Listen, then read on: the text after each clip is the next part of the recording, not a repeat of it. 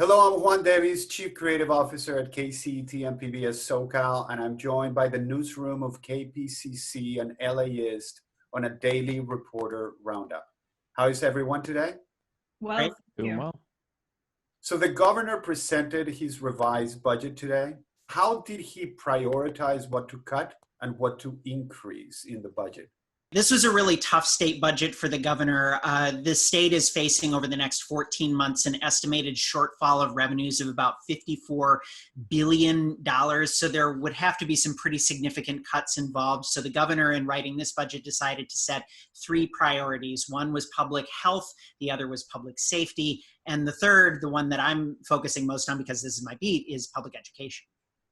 So what are the effects in the cuts to public education, and how is that going to affect schools in California, in LA, and students? Yeah, so there's a little bit of good news in here because this was one of Newsom's priorities. So the schools are likely to see something like a 10% cut in what's called the local control funding formula, which is the primary way the state funds K-12 education, about $6.5 billion.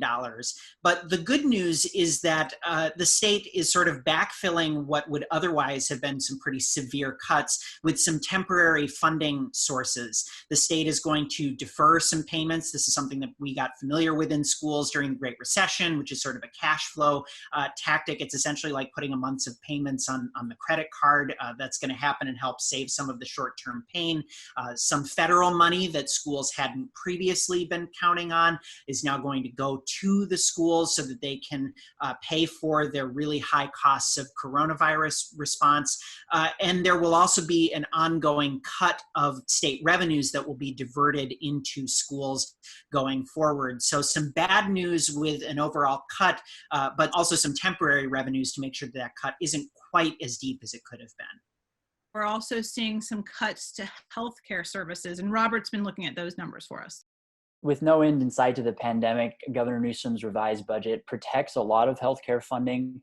Southern California will receive a significant amount of federal coronavirus relief, and some of that will go to public health departments. The city and county of LA are slated to get nearly $2 billion of that money. But Newsom said without more federal help, he'll have to pull back on several fronts. That includes the amount of dental benefits adults can get under Medi-Cal. Then other moves are being shelved regardless, like his plan to expand Medi-Cal to include mothers going through postpartum depression. That'll be shelved. The state says it's actually expecting an additional 2 million people to be on Medi-Cal by July because of the continued economic fallout of all of this. And Josie looked really closely at what this revised budget means for the social safety net. Right, so Newsom kept his plans to extend the California Earned Income Tax Credit to more low-income workers. And these would be folks in households making under $30,000. Certain families with children under the age of 6 could get an additional $1,000. So that's all going to stay put. What the governor did not do is extend the tax credit program to undocumented workers, as advocates had lobbied him hard. Another group that lost out is older undocumented immigrants. The governor wants to drop plans to give them full scope Medi-Cal. And that would have meant getting coverage not just for emergencies, but a range of services, including dental and eye care. This would save over $100 million for the state, but supporters of this expansion say it's not worth the cost to these seniors' health, especially in a pandemic. And finally today, Jacob followed up on what this revised budget means for our ability to respond to natural disasters and wildfires. Yeah, as everyone knows, over the past decade, it's gotten particularly bad when it comes to wildfires, and it's clear that the governor and his associates recognize that. They're putting in an additional $90 million just to CAL FIRE for them to hire 600 additional people, and they're going to be picking up some extra equipment too. CAL FIRE is 26 extra fire engines, wildfire fire engines, specialty things, and some Black Hawk helicopters, which they've already started distributing. The first one's up north, and it lets them fly at night, possibly carry some more water, fly faster, that sort of stuff. The governor seems to recognize that this is a major problem, and they're putting a lot of money behind hopefully helping Californians recover from these disasters, which are inevitable.